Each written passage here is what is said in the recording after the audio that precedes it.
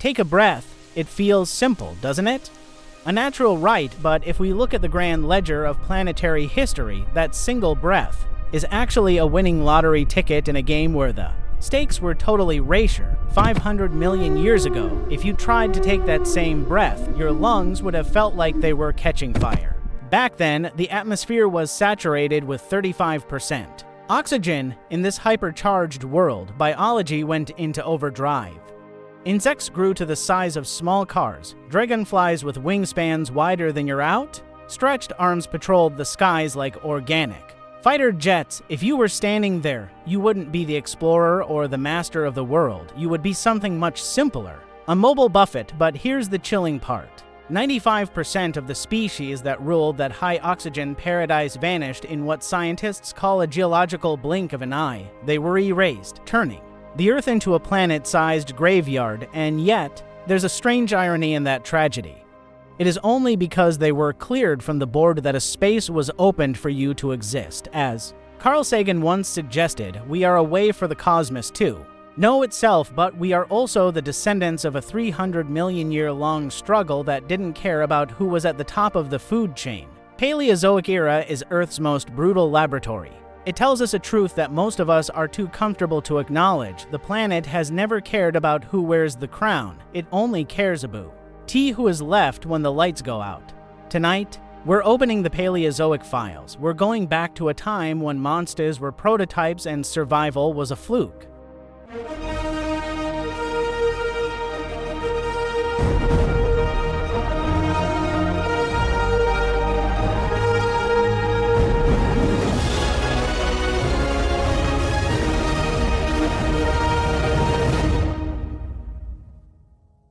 Our story begins in the basement of time.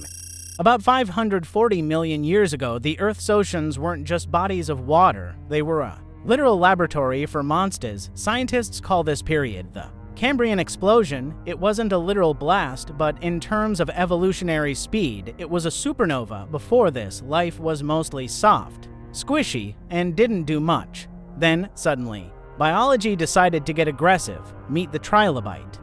If there were a hall of fame for survival, these guys would have their own wing. They were the first creatures on Earth to use minerals, specifically calcite, to create eyes. Imagine that, looking at the world through crystals. They weren't just bugs, they were the armored divisions of the Cambrian sea floor. To give you some perspective on their success, the human record only goes back a few thousand years. Dinosaurs lasted about 165 million years. Trilobi, Tays, they held the line for 300 million years. They watched entire continents drift and oceans disappear, and they didn't break a sweat.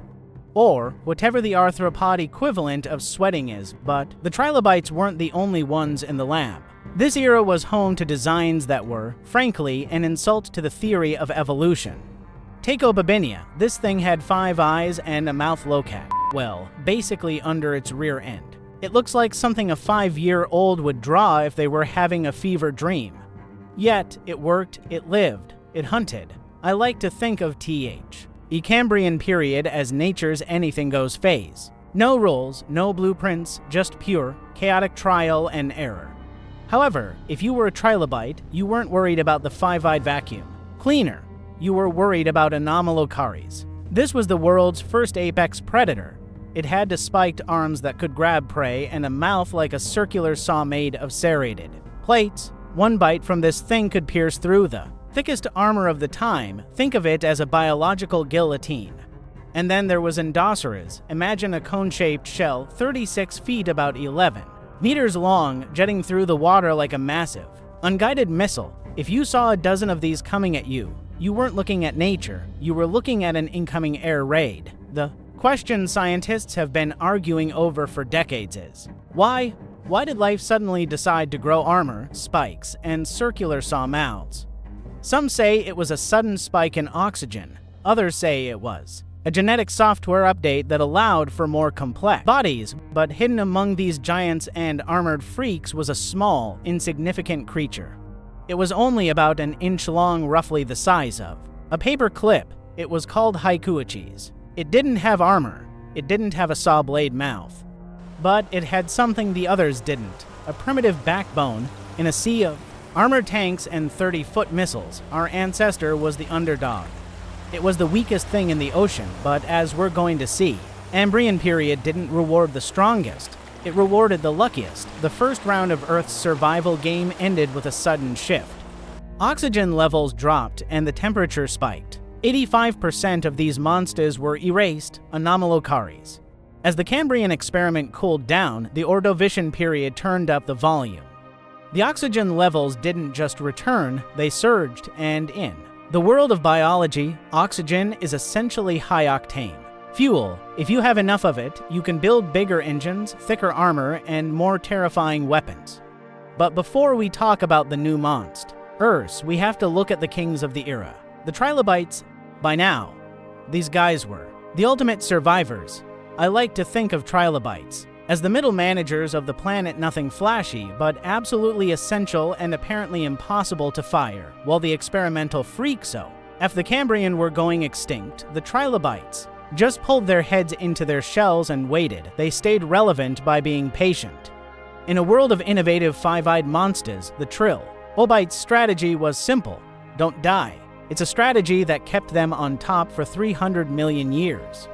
For context, human civilization hasn't even hit the 10,000-year mark. We are barely a rounding error compared to them. But the Ordovician wasn't just about waiting. It was about escalation. Evolution decided that if armor was good, giant armor was better. This is when we meet the sea scorpions or eurypterids.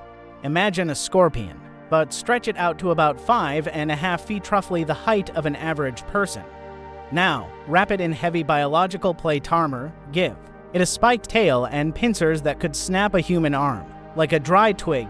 Every time I see a fossil of these things, I'm reminded that being born in the 21st century was a great career move. If you were swimming in an Ordovician lagoon, you weren't. Exploring, you were a snack in a shell.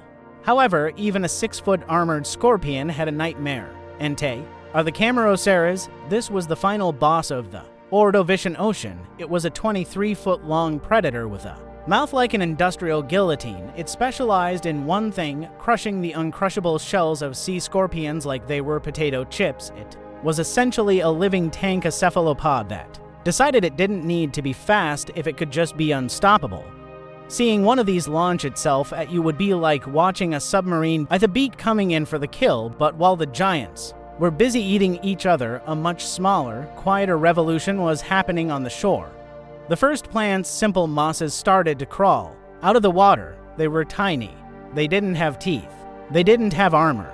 But they had a weapon more dangerous than any circular saw mouth. They could change the chemistry of the planet. These tiny green patches began to breathe. They absorbed massive amounts of carbon dioxide from the atmosphere to perform photosynthesis. To us, that sounds like a great environmental win, but for 140 million years ago, CO2 was the Earth's primary blanket. By sucking it all up, the moss effectively unplugged the planet's heater. The result was a catastrophe that no predator could bite its way out of. We call it the Great Ice Age. Temperatures plummeted. Glaciers covered 5 entire hemispheres. The oceans, once home to 23-foot tanks and armored scorpions, turned into a frozen graveyard. 85% of life was erased, not by a predator, not by a volcano, but by moss. It's a humbling thought, isn't it? The most dominant predators in history were brought to their knees by a plant you could step on without noticing. It was a systemic reset. The giants were gone, the tanks were frozen in the deep, and once again, the Earth was clearing the board. But as the ice began to -1, a new era was coming.